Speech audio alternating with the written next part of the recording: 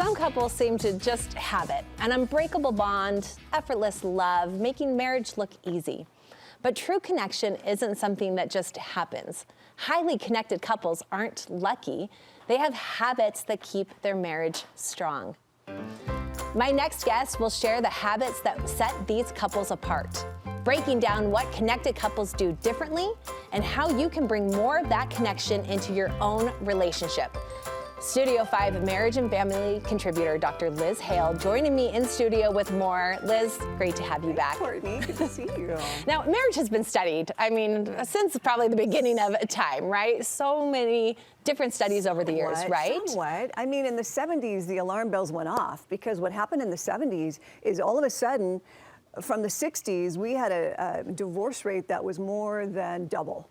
So it really set off the alarm bells. Researchers thought, oh my gosh, what are we going to do about these kids who are coming from these parents who break up? What about the parents? And so the research began, and especially in the 80s, it started with good old, bless him, Dr. John Gottman. He created something called the Love Lab. Okay, and I'd never heard of this. So will you walk us through the Love Lab a little bit before we dive into all the information today? It's at the University of Washington. It's still alive and well, believe it or not. I'm so pleased about that. But he brought in thousands of couples that lived together for 24 hours at a time.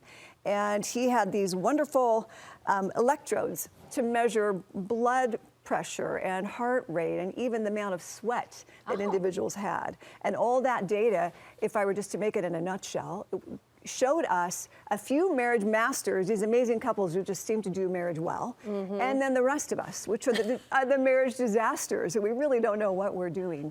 But that was really telling. So it turns out that physiology really is a telltale sign that the more you have, the greater the demise of the marriage. So the whole key is to be kind of staying calm, cool, and collected as much as possible. It's not easy to do. Yeah. But to know that that is the train where we want to head, I think is really helpful. Okay. So the points we're going to talk about today, Courtney, I don't want people to feel discouraged, like, oh, my marriage isn't like that 100%. Mine isn't either. And yet at least we know what we're shooting for. I think that's so helpful. I like that, right? The things that we can do to hopefully make progress every day. Even just today. Right? Just today. It's not going to be an overnight change, but the things that we can make progress in this lasting relationship that we have. Okay, so walk us through some of these things that we've learned and the tips that we've got here. So these highly committed couples, you know, they typically are very calm, cool, and collected, as I say. And trust and intimacy, that's the first one. That's a really big deal for these couples. And it's those couples, those were the marriage masters that really show a lot of emotional and physical comfort for each other in their marriage. And again, those who have high physiology, there's not as much trust and intimacy, and we really have to work on that. So ways to do that would really be finding out how to, when you're flooded, giving yourself a time out 20 to 30 minutes of really doing something very different other than rehearsing what you're going to say when you come back to the table. Go wash the dog, wash the car, go get groceries, do something different, just to settle yourself, to bring that physiology down so that you can speak clearly and think clearly back to your mate. What a great tip, just a quick little timeout, right? We give them to our kids. We sometimes need them as adults too. I sure do, yeah, absolutely. Okay, now there was a follow-up study to the Love Lab, and in that secondary study that Gottman did, he discovered why some marriages thrive and others don't. So tell me more about that too. What's another habit? It's all about the interest and support. And my husband tells me I'm really not very good at this, so I'm not a good example, right? Do as I say, not as I do. But this was kind of interesting. He took a bunch of couples at a bed and breakfast, so they were outside and inside, and he just monitored them, and he found that this very interesting thing happened called the bid for connection.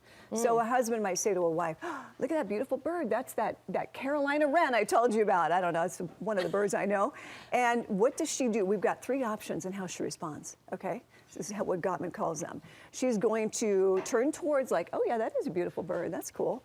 Or she's going to turn away, which is just almost ignoring that he even said anything. Or turn against, like, can't you see I'm busy? Oh, now, of those last two, what do you think is the most damaging? Can't you see I'm busy? Or just the ignoring, like, I don't even hear you talking. What do you think is most damaging? Well, I would first think that maybe saying I'm busy, but then the ignoring kind of stands out to me as maybe that actually would be more damaging and hurtful. It kills relationships. Does it? Really Okay. does. So those couples that are the marriage masters doing very well, they respond favorably towards 9 out of 10 times. Wow. The rest of us, Wow. those that are not doing very well in marriage, 3 out of 10. So it's crucial. If you want to do one thing different today, start just paying attention. Look over there and look, like, oh, wow, what am I supposed to see? Oh, the car, oh, the red. Yeah, it's beautiful. Yeah, okay, that feels like one that we could work on. We can do. Yeah, we absolutely. Can do, especially I think when we know the payoff is so big. Yeah, now the next one, habit of mind. What does that mean? Yes, I know. Isn't that, it really is about being appreciative and grateful. Oh, okay. Yeah, you know, unhappy couples are scanning the environment for the things their partner did wrong. Happy couples, the marriage masters, are scanning for what their partner did right.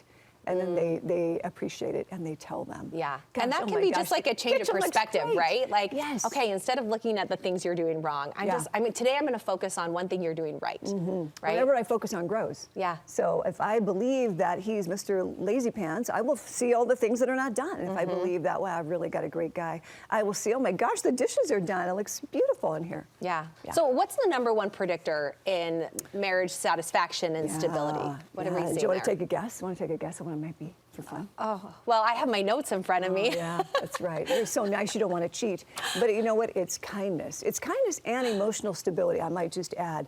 But kindness makes all the difference, Courtney. Partners who treat each other with contempt and criticism, that's a death knell to relationships. And it also hurts their partner's ability to fight off cancer and viruses. Isn't that interesting? So kindness is the key. Being mean is a death knell, and being kind is the crucible. Wow. Yeah. Wow. And what a way that it could just truly change the tone of a relationship, right? Just little acts of service, responding with kindness instead of defensiveness. And you just like yourself better. Yeah. I really just like myself when I'm a stinker. And I like myself so much better when my words are kinder. Yeah. And what a great example, too. You mentioned your husband pointed out maybe something that you're not great at, but if you're open communication, wouldn't you think that's also helping that you're talking through all of these? Well, he lets me get away with nothing. That's why he's really good for this marriage and family therapist. He doesn't read any marriage books, but he's very astute, and he will say, you know, you're really not very good at that. And he's right. Yeah. He's right. Yeah. Well, you've got a podcast where we're always learning more. Tell us more about the Stronger Marriage Connection podcast. That's so kind. You know, it's on Apple, Spotify, Google, wherever you find other podcasts. And Dr. Dave Schramm and I really have just a great time interviewing researchers, authors, all about marriage and how to do it better. Oh, thank you so much. We appreciate your help and your tips, because getting through some of this stuff in life is hard to do it alone. So we really appreciate all that you bring to the table. We need each other, sister. We do. Thank you. Yeah, Thanks, my Liz. Great to pleasure. see you. Appreciate it. Courtney.